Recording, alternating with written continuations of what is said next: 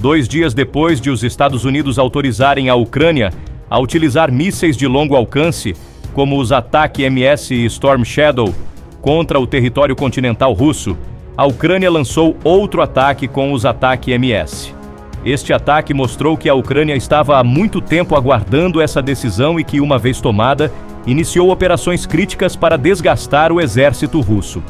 No entanto, nestes dias em que a Rússia deu sinal verde para possíveis conversas de paz com a Ucrânia, será que as operações de longo alcance da Ucrânia poderiam colocar em risco as negociações de paz? Essa questão também surgiu. Além disso, é uma curiosidade saber se o estoque de ataque MS do exército ucraniano será suficiente nas fases finais da guerra. Então, como ocorreu essa operação crítica e quais foram seus efeitos? Vamos examinar juntos os detalhes dos últimos acontecimentos e conflitos da guerra ucraniana. Não se esqueça de se inscrever no nosso canal, ativar as notificações e curtir para ficar por dentro do nosso conteúdo. As Forças Armadas da Ucrânia atacaram um bunker subterrâneo na região russa de Kursk, onde estavam presentes generais russos e norte-coreanos. Um vídeo desse ataque, ocorrido na localidade de Marino, foi divulgado. Um número considerável de mísseis foi utilizado no ataque. No vídeo, é possível ouvir cerca de 15 explosões, mas algumas delas podem ter sido provocadas pelos sistemas de defesa antiaérea. O vídeo foi gravado próximo ao prédio histórico da propriedade Variatinsky, que atualmente funciona como um sanatório administrado pela direção administrativa de Putin. Há informações de que lá existe uma instalação militar do tipo Centro de Comunicações. É altamente provável que essa não seja uma instalação de comunicações comum, mas sim um centro de comando subterrâneo. Dada a proximidade do sanatório, é bastante provável que ele estivesse sendo utilizado pelo comando do grupo de tropas russas na região de Kursk. Como tropas norte-coreanas estão operando na área, a presença de generais norte-coreanos não é algo fora do comum. No mínimo, essa categoria de pessoas e este tipo de instalação justificam o custo do uso de um número significativo de mísseis de cruzeiro Storm Shadow e Scalp. Pela primeira vez, as forças ucranianas lançaram mísseis de cruzeiro do Reino Unido contra alvos militares dentro da Rússia, ampliando o alcance do uso de armas de longo alcance fornecidas pelo Ocidente, enquanto o conflito atingia a marca de 1000 dias e entrava em uma nova fase. De acordo com um funcionário ocidental familiarizado com o assunto, o Reino Unido autorizou o uso dos mísseis Storm Shadow em resposta ao envio de tropas norte-coreanas pela Rússia em sua guerra contra a Ucrânia. O funcionário, que falou sob condição de anonimato devido à delicadeza do tema, afirmou que o governo britânico considerou a manobra de Moscou uma escalada. O ataque ocorreu um dia depois de a Ucrânia ter usado pela primeira vez os sistemas de mísseis táticos do exército americano, conhecidos como ATACMS, para atacar uma instalação militar na região ocidental de Bryansk. Esse ataque seguiu a decisão do governo do presidente Joe Biden de aprovar o uso limitado dessas armas por Kiev para atacar alvos dentro da Rússia. A perspectiva de Donald Trump retornar à Casa Branca em janeiro e sua promessa de encerrar a guerra rapidamente criou uma nova sensação de urgência entre os aliados ocidentais para fortalecer a posição da Ucrânia antes de qualquer negociação. O Kremlin afirmou, em comunicado, que estava disposto a discutir um possível cessar-fogo na Ucrânia com Trump, o que foi imediatamente recebido com ceticismo por parte dos funcionários ocidentais. O secretário de Defesa britânico John Healey declarou no parlamento: "Nas últimas semanas, vimos uma mudança significativa nas ações e na retórica na Ucrânia. Como nação e como governo, estamos redobrando nosso apoio à Ucrânia e estamos determinados a fazer mais", acrescentou ele. Após o anúncio do último lançamento de mísseis, os títulos do Tesouro dos Estados Unidos reduziram suas quedas. O S&P 500 caiu e o Nasdaq recuou 0,6%. A questão dos ataques de longo alcance dominou a cúpula de líderes do Grupo dos 20, realizada nesta semana no Brasil. O primeiro-ministro do Reino Unido, Keir Starmer, não apoiou publicamente a iniciativa de Biden, apesar de ser considerado há muito tempo um defensor dela, o que levantou dúvidas sobre se seu governo autorizaria o uso dos Storm Shadows de fabricação britânica. O presidente ucraniano, Volodymyr Zelensky, tem solicitado há tempos aos governos ocidentais que reforcem o apoio militar, incluindo a permissão para o uso de mísseis de longo alcance para atingir alvos na Rússia considerados vitais para o esforço de guerra de Vladimir Putin. Segundo um canal no Telegram vinculado ao exército com mais de 1.300.000 inscritos, foram encontrados destroços do míssil Storm Shadow na região russa de Kursk, a nordeste da Ucrânia, e 2 mísseis foram interceptados sobre Yeisk, um porto no Mar de Azov, na região sul da Rússia, Krasnodar. No entanto, essas informações não puderam ser verificadas de forma independente. De acordo com um funcionário dos Estados Unidos que preferiu não ser identificado, os Estados Unidos enviarão a Kiev novas armas no valor de pelo menos $275 milhões. E isso se somará à decisão da administração Biden de fornecer à Ucrânia minas terrestres antipessoais para conter o avanço das tropas russas em várias frentes de batalha. Apesar de a Rússia ter mostrado disposição para negociar um cessar-fogo, suas forças intensificaram os bombardeios sobre a Ucrânia nos últimos dias. O Kremlin também divulgou uma doutrina nuclear revisada, reduzindo o limiar para uma possível resposta atômica.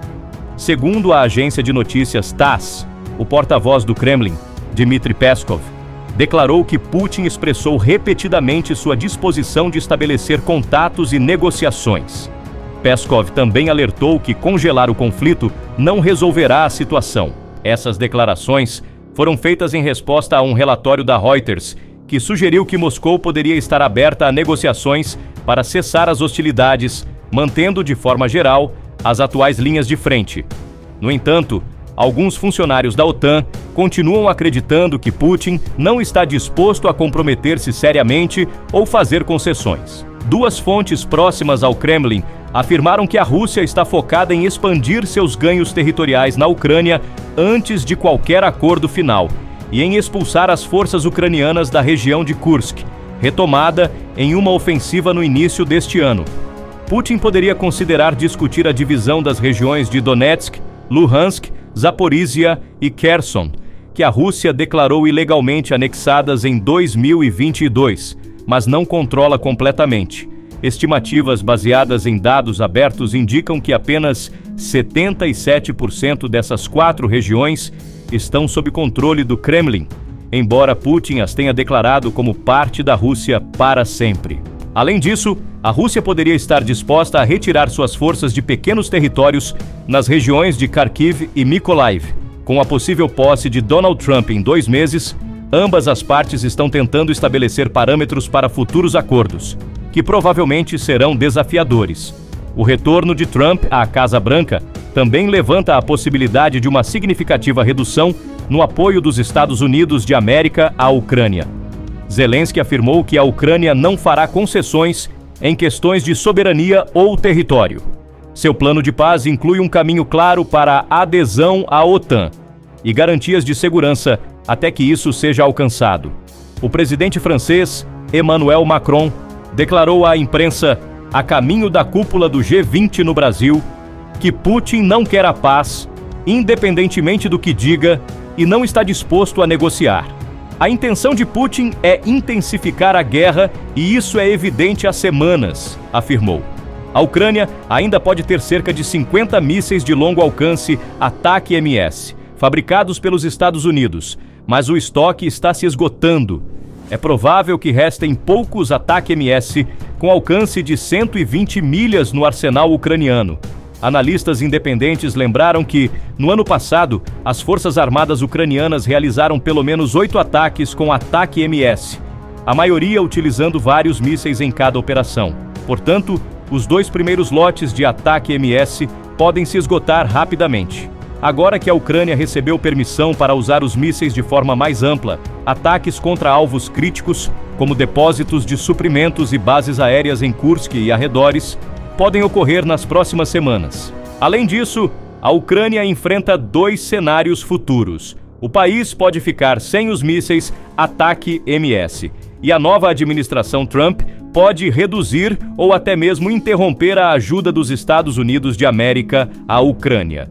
Ao mesmo tempo, Trump poderia revogar a autorização da Ucrânia para usar armas de fabricação norte-americana contra alvos na Rússia. Isso, no entanto, não significaria o fim dos ataques da Ucrânia dentro do território russo, já que Kiev já desenvolveu seus próprios mísseis balísticos e de cruzeiro, que pode usar sem necessidade de autorização prévia, e está empregando ativamente esses armamentos nas hostilidades. Contudo, analistas acreditam que a precisão dos ATAK-MS os torna singularmente eficazes, como demonstrado no ataque ao arsenal em Bryansk, que pode cortar o fornecimento de projéteis para as forças russas e norte-coreanas na região de Kursk.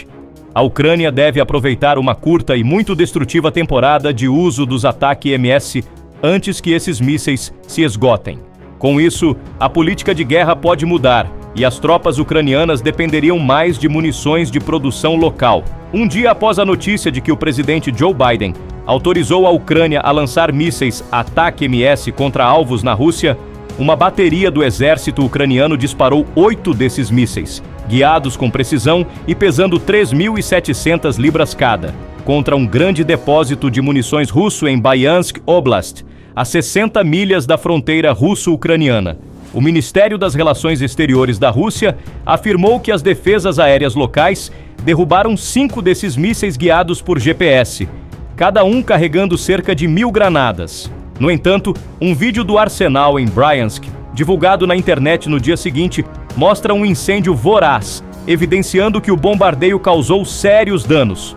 Segundo Tatarigami, fundador do grupo de análise ucraniano Frontelligence Insight, a Ucrânia pode causar muito mais danos agora que está autorizada a utilizar suas melhores munições de fabricação norte-americana contra alvos em território russo. Contudo, algumas limitações importantes permanecem. Primeiramente, a Casa Branca autorizou ataques apenas na região de Kursk e seus arredores, no oeste da Rússia, onde uma força ucraniana de cerca de 20.000 soldados defende uma área de 250 milhas quadradas contra um corpo russo composto por mais de 50.000 soldados russos e norte-coreanos. O alvo do ataque com ATAK-MS na terça-feira, o 67º Arsenal da Diretoria Principal de Mísseis e Artilharia, está localizado a oeste de Kursk. Esses 2 primeiros lotes de ATAK-MS podem já estar se esgotando. A administração Biden ainda tem autoridade para transferir à Ucrânia excedentes de armamentos norte-americanos avaliados em bilhões de dólares. O presidente eleito Donald Trump, que se opõe a mais ajuda à Ucrânia, prometeu utilizar essa autoridade antes de tomar posse no final de janeiro.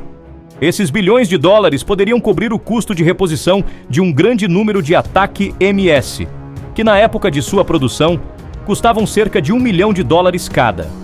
No entanto, até que o novo míssil de ataque de precisão, um substituto de alta tecnologia para os ATAK-MS, esteja amplamente disponível, o Exército dos Estados Unidos de América deseja preservar seu estoque atual de ATAK-MS, que atualmente soma centenas de unidades. Até recentemente, em 2021, os militares norte-americanos testaram aleatoriamente alguns de seus ATAK-MS mais antigos, datados do início dos anos 990, para garantir que os motores dos foguetes e outros componentes ainda funcionavam.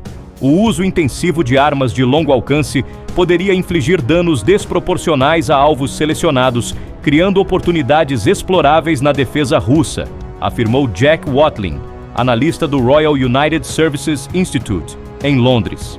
Vamos usar todos eles, declarou o presidente ucraniano Volodymyr Zelensky. Enquanto os combates se intensificam em todos os frontes e as partes beligerantes tentam se fortalecer antes de qualquer negociação, a Rússia declarou estar disposta a discutir um possível cessar-fogo na Ucrânia com o presidente eleito dos Estados Unidos, Donald Trump. Enquanto a invasão russa na Ucrânia atinge seu 1000º dia e as forças de Moscou conseguem novos avanços no leste do país, as declarações do porta-voz do presidente Vladimir Putin foram recebidas com ceticismo por funcionários ocidentais. Dmitry Peskov, porta-voz do Kremlin, afirmou em um comunicado que Putin já expressou mais de uma vez, ou melhor, repetidamente, sua disposição para manter contatos e negociações. Enquanto isso, as forças russas intensificaram os bombardeios na Ucrânia nos últimos dias, ao mesmo tempo em que publicaram uma doutrina nuclear revisada que reduz o limite para uma possível resposta atômica. Os Estados Unidos e alguns países europeus fecharam suas embaixadas em Kiev na quarta-feira, em antecipação a um potencial grande ataque aéreo, enquanto alertas de mísseis eram emitidos em várias regiões, incluindo a capital. Os comentários de Peskov vieram em resposta a relatos de que Moscou poderia estar aberta a negociações para um cessar-fogo aproximado ao longo das linhas de batalha existentes. Alguns funcionários de países da OTAN ainda consideram que Putin não está disposto a conversas ou concessões sérias. Sergei Markov, ex-conselheiro do Kremlin, afirmou que Putin ainda não tomou uma decisão definitiva sobre sua abordagem para as negociações de paz. Ele preferiria não pagar o alto custo de continuar a ofensiva, mas está ainda menos disposto a pagar um preço tão alto por um acordo de paz que não beneficia a Rússia, disse Markov. Com a posse de Trump em 2 meses, ambas as partes têm tentado estabelecer os parâmetros do que provavelmente será um acordo difícil. Trump prometeu acabar com a guerra rapidamente, sem especificar como. O retorno de Trump à Casa Branca também levanta a possibilidade de um grande corte na ajuda dos Estados Unidos à Ucrânia. Trump também poderia ameaçar aumentar o apoio a Kiev para forçar a Rússia a chegar a um acordo. Autoridades em Kiev e Moscou estão discutindo os preparativos para a mudança em Washington. Putin já declarou estar aberto a negociações, mas qualquer acordo deve levar em consideração os interesses de segurança da Rússia e as realidades no terreno. Em junho, ele apresentou sua posição inicial, exigindo que a Ucrânia se retirasse completamente de 4 regiões que a Rússia reivindica unilateralmente como suas e abandonasse suas ambições de entrar na OTAN antes que um cessar-fogo pudesse entrar em vigor. Segundo autoridades, Putin continua insistindo que a Ucrânia renuncie ao seu objetivo de aderir à OTAN e proíba o envio de tropas da aliança ao território ucraniano, mas está disposto a discutir garantias de segurança para o país vizinho.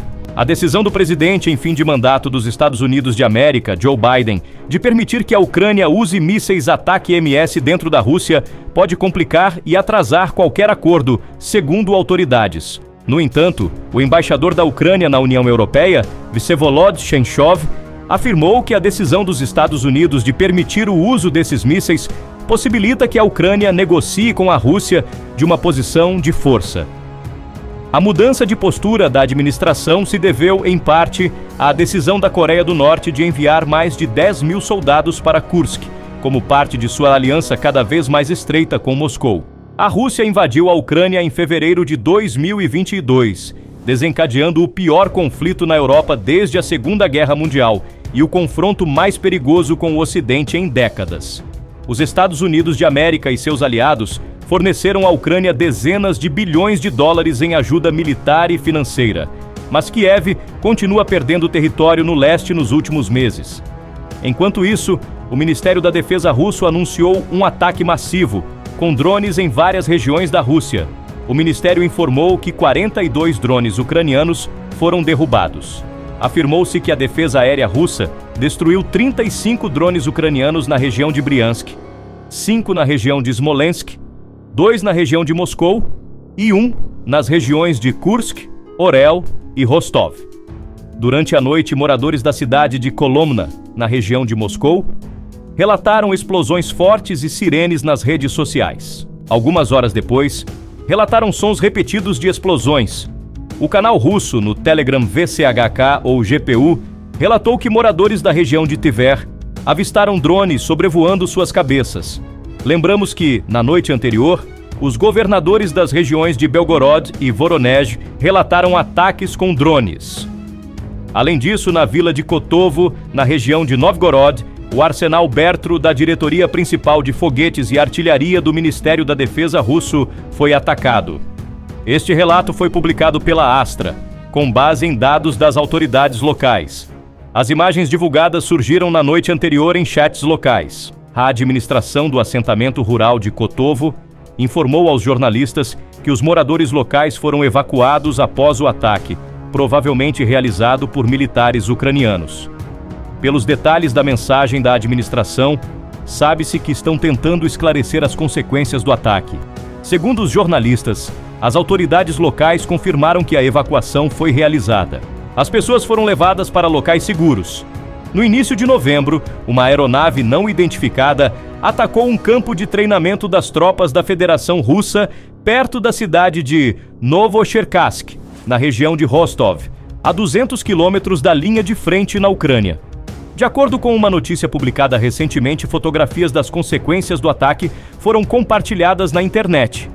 Os analistas analisaram as imagens amplamente divulgadas. Aparentemente, o drone atacou o campo de treinamento durante o fim de semana. As fotos e vídeos mostram diversas tendas em chamas. Os analistas sugerem que o campo de treinamento pode ter sido atacado por um drone com uma ogiva contendo pequenos canhões de submunições que podem destruir eficazmente a mão de obra. Ao mesmo tempo, os autores do vídeo afirmam que não havia soldados russos nas tendas durante o ataque. O 102º Regimento de Fuzileiros Motorizados da 100ª e 50ª Divisão de Fuzileiros Motorizados da Federação Russa está localizado no campo de treinamento próximo a Novocherkassk. As tropas russas estão supostamente implantadas ali. Não se sabe o número de baixas entre os russos. Representantes das forças de defesa ucranianas não comentaram sobre a informação. No entanto, os analistas observam que o campo de treinamento da região de Rostov pode ter sido atingido por drones ucranianos com várias ogivas. O que você pensa sobre este assunto?